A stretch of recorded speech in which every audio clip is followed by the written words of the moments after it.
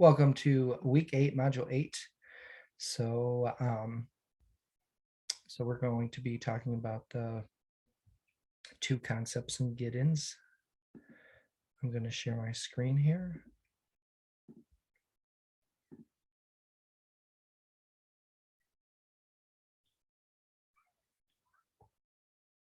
We're going to be covering chapters 18 and 19.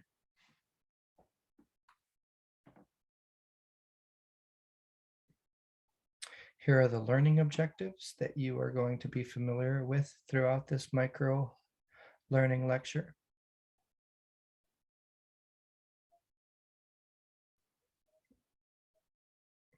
Okay, so let's talk about the concept of perfusion. The definition is on the first two lines, as you can see.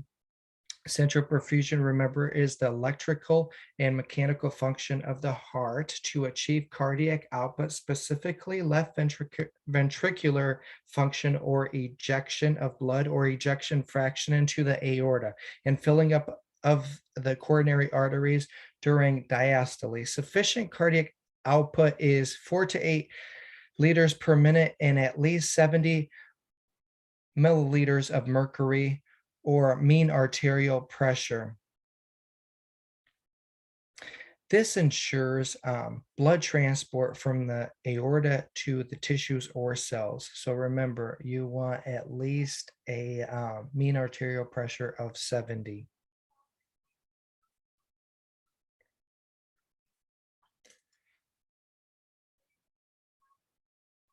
So that map you can find on the monitor or the Dynamap. It automatically calculates it. Remember, you need to have, for perfusion of the heart to all the blood vessels, tissues, and cells, you need at least 70 millimeters of mercury. You can still function with about 60, but that's very limited. The patient's blood flow is very limited through the cardiovascular system. And cardiovascular health is essential to optimal perfusion. The extent of tissue damage from impaired perfusion depends on the size and location of the blood vessel and whether the blood supply is reduced or completely interrupted. There is a difference between ischemia and infarction. Ischemia is reduced and infarction is completely interrupted. Conditions that specifically involve perfusion include neurologic, that's interfering with blood flow within the brain, pulmonary, within the lungs, impairing pulmonary blood flow, and cardiovascular, interfering with blood flow in the heart, arteries, and veins. Conditions in these body systems can be caused by congenital defects, genetic conditions, injury, inflammation, and infections. Infants' blood pressures are lower due to a weaker left ventricle, and older adults' blood pressure are elevated due to arteriosclerosis or stiffening of the arteries.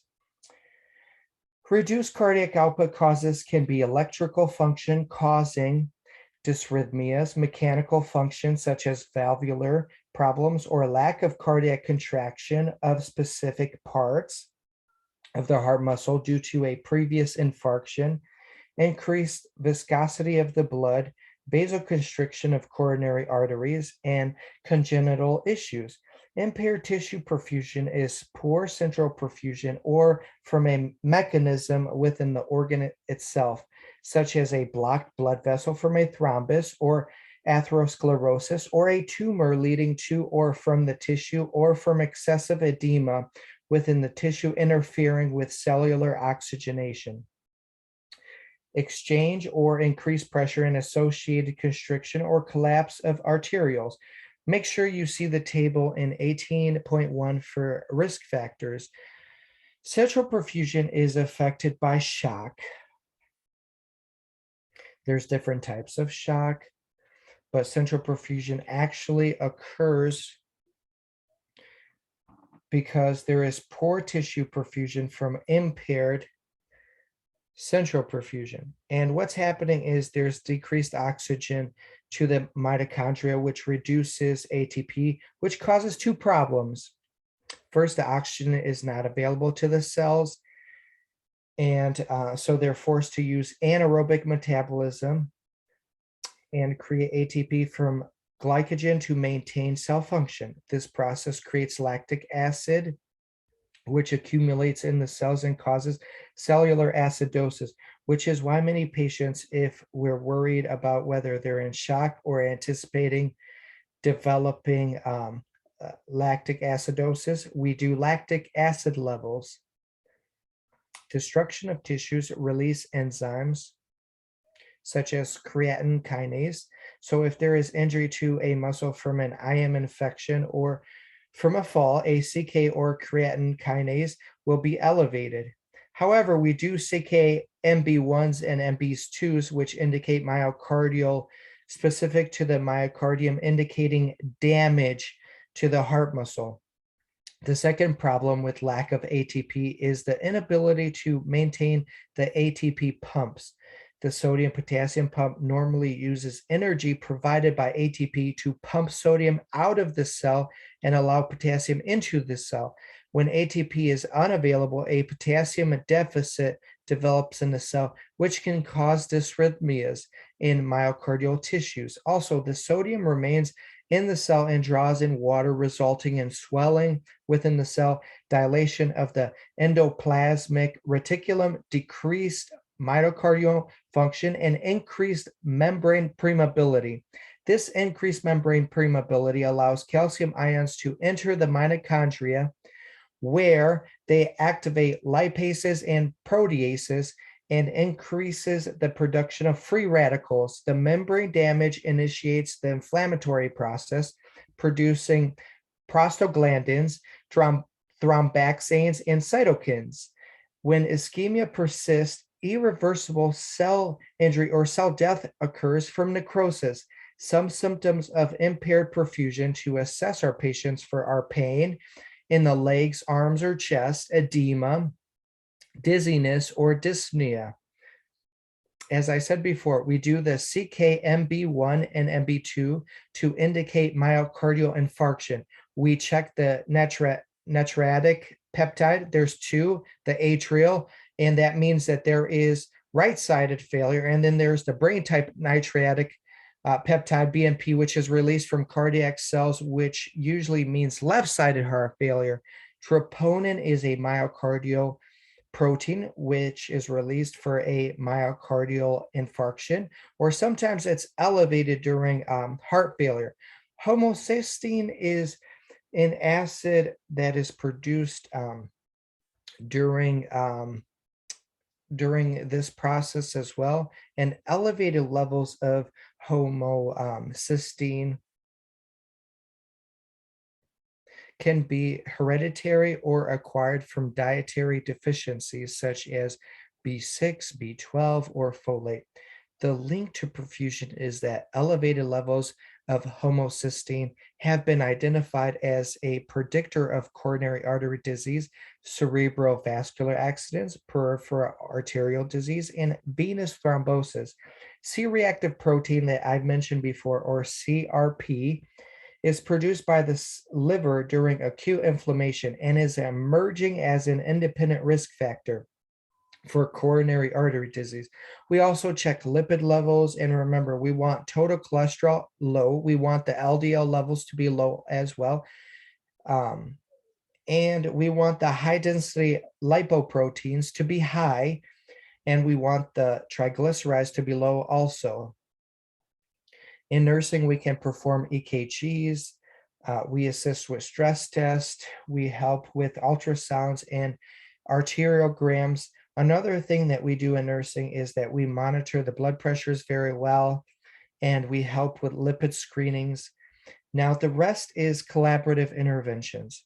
The diet that the healthcare practitioner wants them on, we can assist in educating our patients, using cultural and spiritual values of the patient with the assistance of a dietitian. We can help them with getting an exercise plan, collaborating with a physical therapist, an OT ordered by the healthcare practitioner, smoking cessation, pharmacotherapy, vasodilators, antihypertensives, antilipidemics, dysrhythmics, diuretics, anti-platelets, beta blockers, diuretics, beta blockers that are specific to cardioselective. And in crisis, we use thrombolytics with a myocardial infarction if we don't have a coronary care unit or any cardiac surgeons available, vasopressors when we are in some type of shock, such as epinephrine, and occasionally a cardiac glycoside like digoxin, which we usually use in children and not very much in adults anymore. RNs perform cardiac monitoring, hemodynamics monitoring, circulatory assist, such as ventricular assist. The surgical interventions for impaired tissue perfusion is the coronary artery bypass graft or cabbage pacemaker, cardioversion, valve replacement, cardiac transplant, and endarterectomy as well.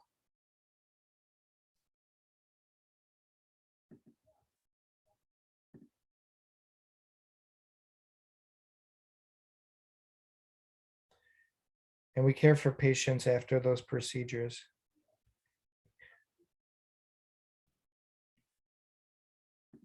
So make sure you're doing, sure you do this question.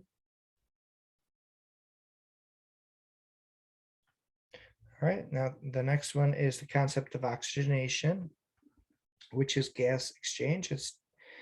It's breathing. When we're assessing breathing, it should be quiet and effortless at a rate appropriate for a person's age.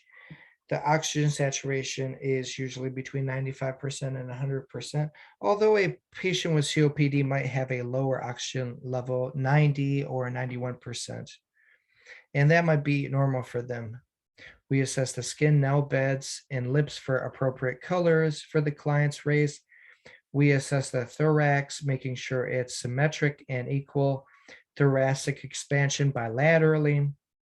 We assess the spinous processes, make sure that they're in alignment with the scapula bilateral symmetrically.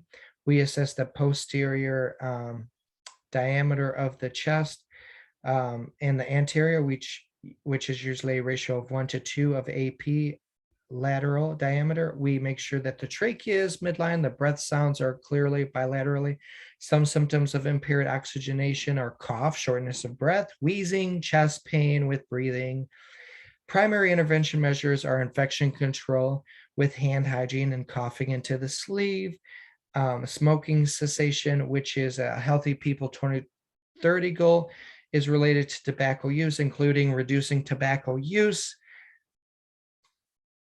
and initiation by adolescents and adults, adopting policies and strategies to increase access, affordability, and use of smoking cessation services and treatments, and establishing policies to reduce exposures to secondhand smoke, increase cost of tobacco, strict tobacco advertising, and reduce illegal sales to minors. And then also primary prevention is immunizations and preventing post-op complications such as using incentive spirometry and sequential compression devices on the legs.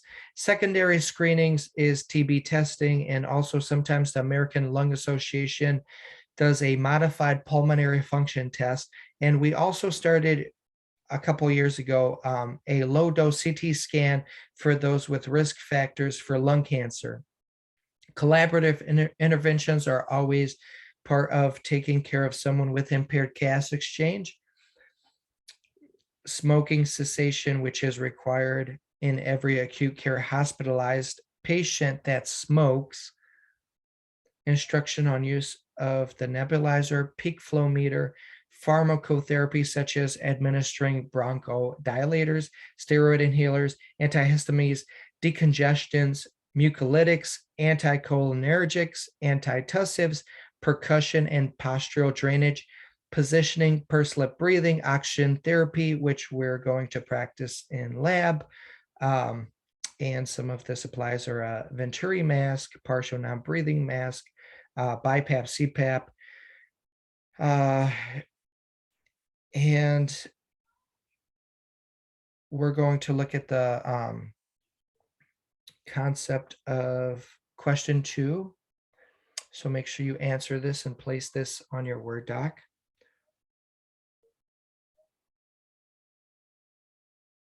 And remember, these are the learning outcomes as well that you should be familiar with. All right, thank you very much.